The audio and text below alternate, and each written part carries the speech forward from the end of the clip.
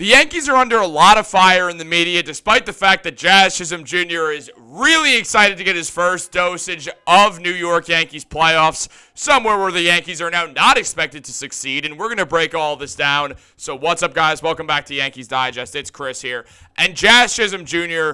is so excited to be a Yankee. As we know, he's been playing so well since he's got here, completely had a revival on a season that was not going well. That's what happens when you get a guy like him who gets motivated. He starts looking like the MLB star that he is. Now let's take a look at what Chisholm had to say, because it's everything you want to hear from this guy. Talking about the recent game that the Yankees played, Chisholm mentioned that they got a strikeout at the end of the 8th inning. I don't know why I said the recent game that the Yankees played, like it was like weeks ago or something. But we're gonna pull past that, or push past that, if we will. We're gonna pull past the new Yankees Digest thing. It ain't even October yet. I can't wait. It's gonna be amazing. I think I'm just gonna go out there and play my heart out every day. I'm gonna leave it all out there until we get that ring.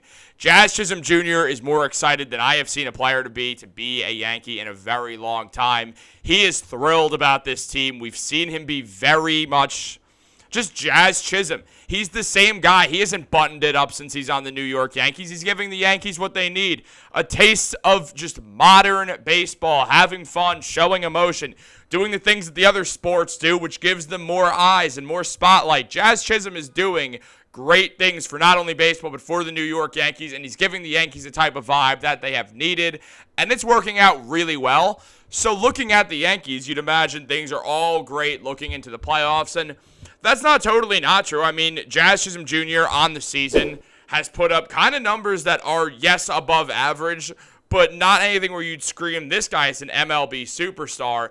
The problem is he played a good chunk of the year with the Miami Marlins, basically half the season, and clearly that had a bit of a letdown. Now, that being said, his on-base plus slugging is good, and it's above 750, which is what you want. His OPS plus, which the average is 100. He's at 111. Doing well, 133 hits on the season. Great season for Chisholm Jr., especially when half of it he was playing on a terrible, terrible team. But also, just looking at the Yankees and what Chisholm has done since he's got here, he's a batting average of nearly 300 with 37 hits, 9 home runs, 16 RBIs, and 23 runs scored. All of that just done in 32 games. Chisholm's been amazing, but the Yankees have not been that amazing, with only a 44-43 record and batting a 247 as a team since June 1st, 2021. Why am I bringing this up? Because an MLB analyst that every single Yankees fan loves had something to say. Sal Lata said, I don't think they're any good, talking about the Yankees. They're barely above 500 for the better part of 3 months, but they're likely going to win the division and get a bye. Well, welcome to baseball, Sal. Why are you saying that like now it's a bad thing, that it's the Yankees who, despite having a bad record, are just going to get a free bye? Oh, the Yankees don't deserve it. They don't. They haven't played well. I mean, what have the Yankees done well this season? Let's be real with ourselves. Oh, they're the first seed. Okay. That makes sense. Should the first seed get a bye because the last few months they weren't as good, meaning they stayed at the first seed anyway with their play? I don't know. I don't know, guys. Yeah, they absolutely should, Sal. They totally should. I don't see the point in what you're trying to make. They're the 1 seed in the entire American League. Not just the AL East. The entire American League, the Yankees are the 1 seed. What are you saying? Obviously, they should get a bye if they're the 1 seed. I don't care if their record is 44-43 since they had that hot start. They're still the 1 seed. The MLB has been strange this season. Oh, Sal. Sal.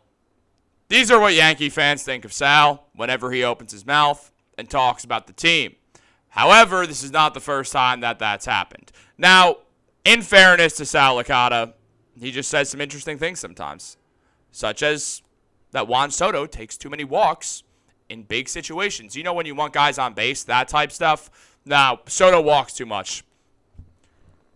in all seriousness, yes, the Yankees do have some problems. They are 44-43 since June 1st, and that's worrisome. I'm not going to act like it isn't, but I just think to say that they don't really deserve a bye or to act like they don't when a team hasn't taken them over for the 1 seed in the American League East makes a point invalid.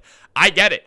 I've been very, very upset with the way the Yankees have played, trying not to curse. I really think the Yankees have not been that good this season. I'm very disappointed since the summer started.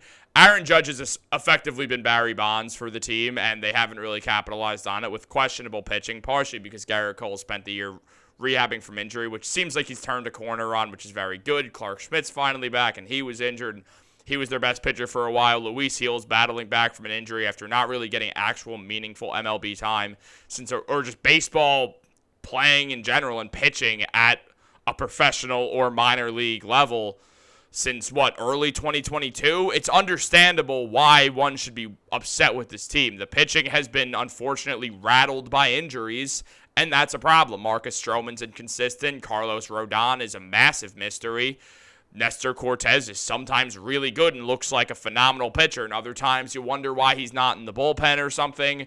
The Yankees' bullpen in general, speaking of it, has been a problem. I'm not trying to act like the Yankees don't have their issues. They certainly do. They're still the 1 seed. I feel like people are counting them out because they've been playing badly since then. Everyone knows baseball's a game of momentum. Long-term momentum. Momentum hardly ever shifts in one game. And when it does, it usually gets shifted in literally 1 inning and 1 at-bat or something like that. That is how fast momentum can shift in baseball. But usually when a team gets momentum, they're hot for a good amount of time. I'm not saying that the Yankees have just been cold for 3 months. It's just bad analysis. I can't speak, guys. It's bad analysis to say the Yankees have been bad have been in a bad streak for the last 3 months. They just haven't been that good. They also haven't been bad. Over 500 isn't bad. Is it playoff level? No, not really. Has another team managed to take the Yankees over for a 1 seed when a 1 seed really should not be a 1 seed if they're nearly 500 since June 1st? Probably they should. So, they didn't. So, by comparison, the Yankees aren't that bad. That's what that means. I just want to make it clear that that is what that means. If a team was really good and then has been the epitome of okay, and no team got better than them when they were just okay, means they're not bad in comparison to the rest of the American League. The National League, different story. Phillies have been phenomenal. They're taking that 1 seed from the Dodgers. The Dodgers are just a perennial letdown. Don't understand what's wrong with them, but it's hilarious, honestly. I'm really interested to see what happens in this postseason. I have a feeling things are going to get real weird real fast. I'm pretty excited for the chaos, guys. Let me know what you think down below. Like this video, subscribe, turn on post notifications. Have a great day, and go Yankees.